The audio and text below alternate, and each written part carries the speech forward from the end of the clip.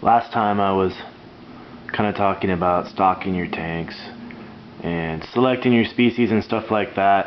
I know there's been some discussion about community tanks and all that, so I wanted to share my 2 cents on that kind of thing.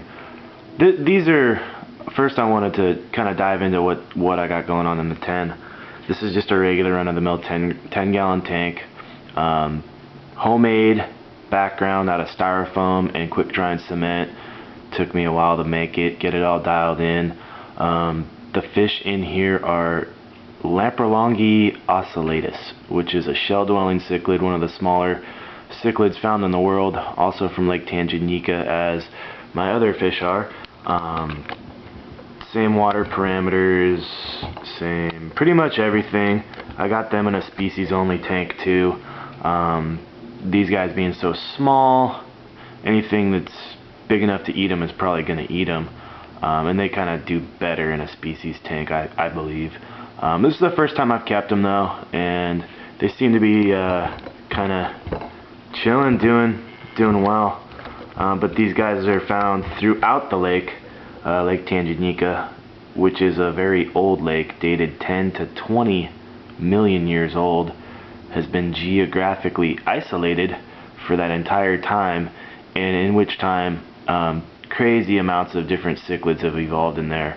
And I think they traced it back to, I believe it's 5 different branches of the tree where they can trace actually the ancestral lineages of where, literally hundreds of different cichlids have evolved from back, from that 10-20 million year time frame. The lake water is, because of its age, and there's nothing feeding it really except really mineral rich watersheds, and so the lake water doesn't really drain very well, so that's just been concentrated through millions of years, which is why the lake water is so hard and has a lot of minerals in it. So if you're going to keep cichlids of this nature, you almost have to keep them in a species, or at least a lake only tank, because of the water requirements. All the Rift Valley lakes have different water parameters, so mixing Tanganyikans with Malawis or Victorians is kind of like not really a wise thing to do. Not that it can't be done, not that it isn't done, but it's just probably not the best thing. In a community tank, you could do a lot of different things, and I've kept community tanks in the past. I've always had cichlids in any community tank. Some examples of what I've done in the past where it wasn't an issue, where I mixed fish from 2 very different regions, was just a regular Tetra community tank, which had some cribs in it, and they're from Africa. They did pretty good in there.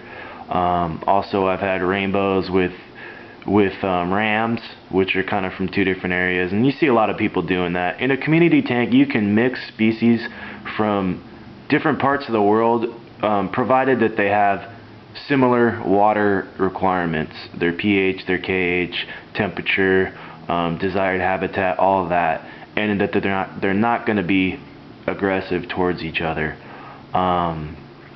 So definitely keep that in mind if you want to do a community tank.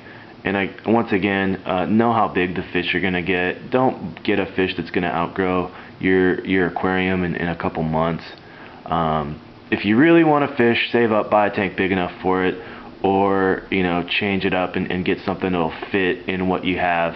I got 3 of these shellies in here, and I don't think I'm gonna put any more. I think 3 is good for this 10.